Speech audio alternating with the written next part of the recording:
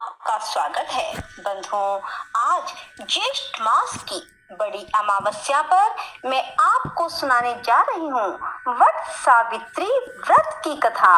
बंधुओं, ज्येष्ठ मास की बड़ी अमावस्या पर वट सावित्री व्रत करने मात्र से पति को लंबी आयु प्राप्त होती है। सुनी जाने वाली सत्यवान आपने हमारी की कथा सुनाने जा रही हूँ।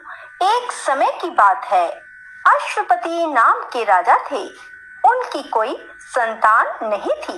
राजा ने संतान प्राप्ति के लिए अनेकों यत्न किए। फलस्वरूप उन्हें एक तेजस्वी कन्या की प्राप्ति हुई। राजा ने कन्या का नाम सावित्री रखा। समय बीतता गया, सावित्री विवाह के योग्य हो गई। एक दिन राजा ने सावित्री से कहा, सावित्री, अब तुम विवाह योग्य हो गई हो, इसलिए स्वयं अपने लिए योग्य वर की खोज करो। पिता की बात मानकर सावित्री मंत्रियों के साथ यात्रा के लिए निकल पड़ी। अनेक ऋषियों के आश्रमों, तीर्थों और जंगलों में घूमने के बाद वह राजमहल लौट आई। संयोगवश उस समय उसके पिता के साथ देव ऋषि नारद भी थे। सावित्री ने उन्हें प्रणाम किया। राजा अश्वपति ने सावित्री से उसकी यात्रा का समाचार पूछा। सावित्री बोली, तपोवन में अपने माता पिता के साथ निवास कर रहे सत्यवान मेरे लिए योग्य हैं। मैंने मन से उन्हें अपना पति चुन लिया है। सावित्री की बात सुनकर देव ऋषि नारद चौंक पड़े और बोले, राजन, सावित्री ने तो बहुत बड़ी भूल कर दी है। ये सुन अश्वपति चिंतित हो गए और बोले, हे देव ऋषि नारद, सत्यवान में ऐसा कौन सा अवगुण है? इस पर नारद जी ने कहा, राजन, सत्यवान के पिता शत्रुओं के द्वारा राज्य से वंचित कर दिए गए हैं और अब वे वन में तपस्वी जीवन व्यतीत कर रहे हैं और अपनी दृष्टि भी खो चुके हैं। राजन, सबसे बड़ी कमी यह है कि सत्यवान अल्प आयु हैं। 12 वर्ष की आयु में से अब उनके पास केवल 1 वर्ष की आयु शेष रह गई है।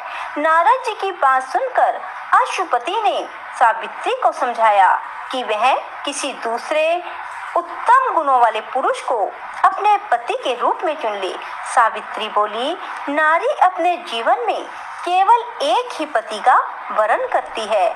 अब चाहे कुछ भी हो, मैं किसी दूसरे को अपने पति के रूप में स्वीकार नहीं कर सकती। पिता विवश हो गए और सावित्री का सत्यवान के साथ पूरे विधि विधान से विवाह करवा दिया। विवाह के बाद सावित्री वन में अपने पति और सास ससुर के साथ रहने लगी।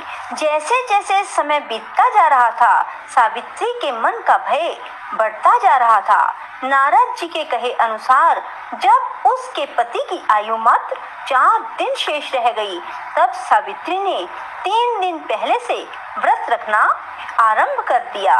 अंततः वह दिन भी आ पहुंचा जब सत्यवान की मृत्यु निश्चित थी। चौथे दिन सत्यवान लकड़ियां लेने वन में जाने लगा तो सावित्री बोली, हे नाथ, मैं भी आपके साथ वन में चलूंगी। सत्यवान के मना करने पर भी वह सास ससुर की आज्ञा लेकर वन में चली गई। वन में जैसे ही सत्यवान ने पेड़ से लकड़ी काटना शुरू किया तो सत्यवान के सिर में असहनीय पीड़ा होने लगी। वह व्याकुल हो गया और वृक्ष के ऊपर से नीचे उतर आया। सावित्री अपना भविष्य समझ गई। अपनी जंघा पर सत्यवान को लिटा लिया। उसी समय दक्षिण दिशा से अत्यंत प्रभावशाली महिषारूढ़ यमराज को आते देखा। धर्मराज सत्यवान के जीव को जब लेकर चल दिए तो सावित्री उनके पीछे चल दी। पहले तो यमराज ने उसे दैवी विधान सुनाया, परंतु उसकी निष्ठा देखकर वर मांगने को कहा। सावित्री बोली, मेरे सास ससुर वनवासी तथा अंधे हैं, उन्हें आप दिव्य ज्योति प्रदान करें। यमराज ने कहा, ऐसा ही होगा, अब लौट जाओ। यमराज की बात सुनकर उसने कहा, भगवान, मुझे अपने पतिदेव के पीछे पीछे जलने से कोई परेशानी नहीं, पति अनुगमन मेरा कर्तव्य है। यह सुनकर उन्होंने फिर वर मांगने को कहा। सावित्री बोली, हमारे ससुर का राज्य छिन गया है, उसे वे पुनः प्राप्त कर लें तथा धर्म परायण हो। यमराज ने यह वर भी देकर लौट जाने को कहा, परंतु उसने पीछा ना छोड़ा। अंत में यमराज को सत्यवान का प्राण छोड़ना पड़ा तथा सौभाग्यवती को 100 पुत्र होने का वरदान भी देना पड़ा। सावित्री को यह वरदान देकर धर्मराज अंतर ध्यान हो गए। इस प्रकार सावित्री उस वट वृक्ष के नीचे आई जहाँ पति का मृत शरीर पड़ा था। ईश्वर की अनुकंपा से उनमें जीवन संचार हुआ तथा सत्यवान उठकर बैठ गए। दोनों हर्ष से प्रेम आलिंगन करके राजधानी की ओर गए तथा माता पिता को दिव्य ज्योति वाला पाया। इस प्रकार सावित्री सत्यवान चिरकाल तक राज्य सुख भोगते रहे। बंधुओं, इस व्रत को सिर्फ सुहागिन स्त्रियों को ही करना चाहिए। बंधुओं, यदि आपको हमारी वीडियो पसंद आए तो इसे लाइक करें और शेयर भी जरूर करें। धन्यवाद।